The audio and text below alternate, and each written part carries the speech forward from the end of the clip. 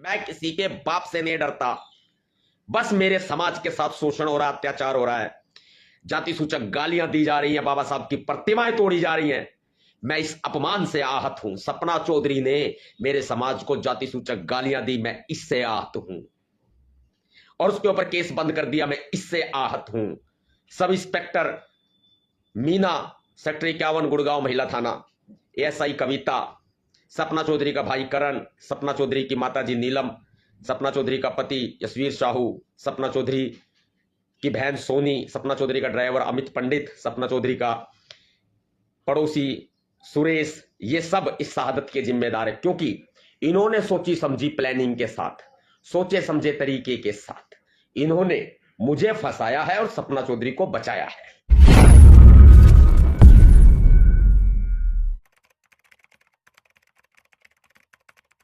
ये कफन मैंने अपने सिर पर बांध लिया है।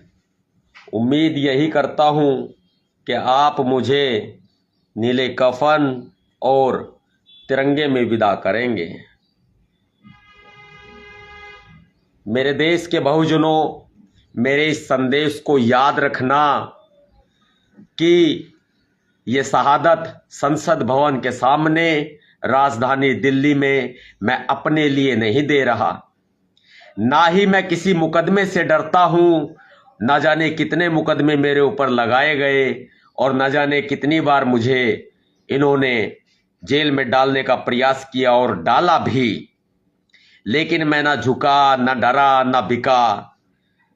आज मैं अपने खिलाफ दर्ज हुए या मेरे ऊपर आरोप साबित किए सपना चौधरी के द्वारा दर्ज किए गए मुकदमे में इससे डर कर या इससे घबरा कर नहीं, मैं आपके लिए इस शहादत को गले लगाने के लिए मजबूर हुआ हूं, क्योंकि मेरे समाज को, मेरे बहुजन समाज को, मेरे दलित समाज को भरे मंच पर जाति सूचक शब्दों से अपमानित किया गया और गाली दी गई। मेरे बहुजन समाज को बावड़ी जात चमारा की कहकर अपमानित किया गया। वर्ष 2016 में मैंने मुकदमा दर्ज कराया। वो मुकदमा बंद क्यों किया?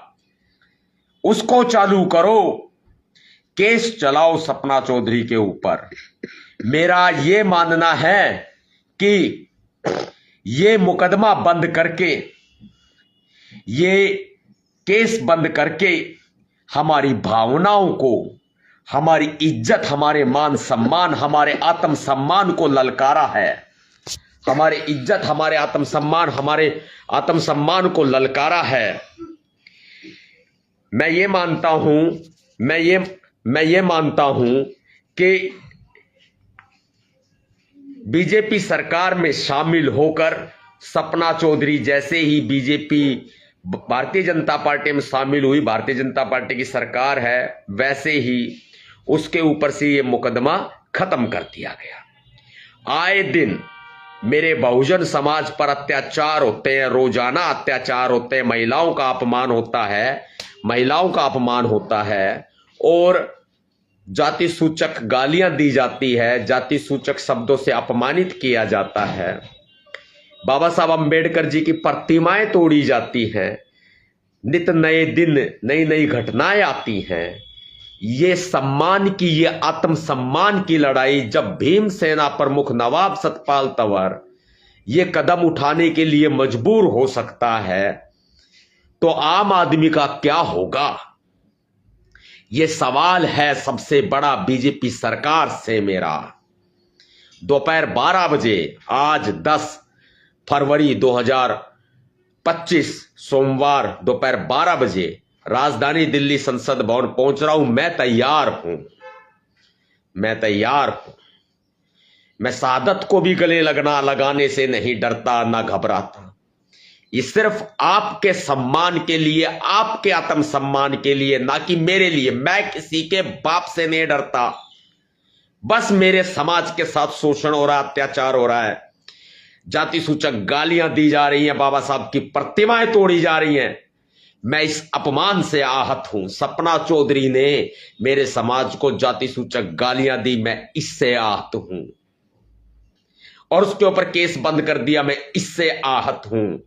Sub inspector Meena, sector 51, Gurgaon महिला थाना, एएसआई कविता, सपना चौधरी का भाई करण, सपना चौधरी की माताजी नीलम, सपना चौधरी का पति यशवीर साहू, सपना चौधरी की बहन सोनी, सपना चौधरी का ड्राइवर अमित पंडित, सपना चौधरी का पड़ोसी सुरेश, ये सब इस शहादत के जिम्मेदार है, क्योंकि इन्होंने सोची समझी प्लानिंग के साथ, सोचे समझे तरीके के साथ इन्होंने मुझे फंसाया है और सपना चौधरी को बचाया है। ये आत्मसम्मान की लड़ाई है, यही तो लड़ने चला हूं। मैं रोता नहीं। क्यों रोया? मैं इसलिए रोया कि मेरे समाज को ही न्याय नहीं मिल रहा है, मेरे समाज को गालियां दी जाती हैं और बहुत सारे मामलों में आरोपी बच जाते हैं। क्यों? आखिर क्यों? इसलिए आदरणीय महामहिम राष्ट्रपति महोदया श्रीमती द्रौपदी मुर्मू जी, आदरणीय पुलिस कमिश्नर महोदय दिल्ली पुलिस, मैं आप सभी से निवेदन करता हूं कि मुझे रोकने का प्रयास ना करें। मुझे रोकने का प्रयास व्यर्थ होगा, क्योंकि आज तक का रिकॉर्ड रहा है, नवाब सतपाल तंवर ने जो ठान लिया वो पूरा किया है। यदि आप लोग सफल हो गए मुझे रोकने में, तो भी मैं मानने वाला तो नहीं हूं, कोई ना कोई कदम तो जरूर उठाऊंगा। जब तक मैं इस समाज को न्याय ना दिला दूं, मैं चैन से नहीं बैठूंगा।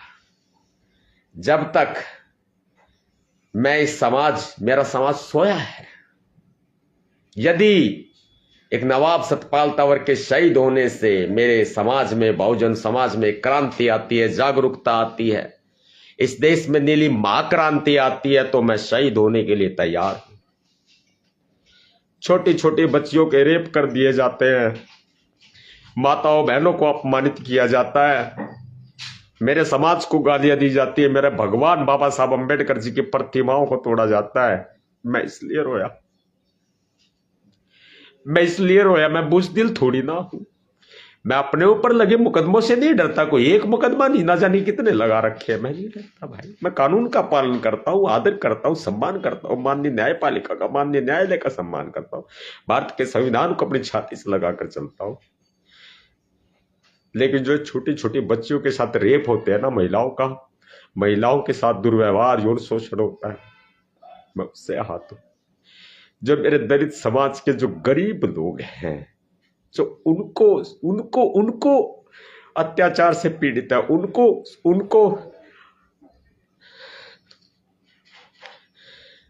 उनको सताया जाता है, मैं उससे पीड़ित हूं। मैं इसलिए रोया। मैं सम्मान की खातिर रोया। मैं सम्मान चाहिए। मैं दो बच्चे खो चुका हूं अपने। मैं अपनी कुर्बानी देने से भी नहीं डरता हूं। मैं इसलिए रोया। बाबा साहब अंबेडकर जी का कितना अपमान किया जाता, मैं इसलिए रोया। कौन ध्यान देता है बताओ? कौन ध्यान देता है बताओ?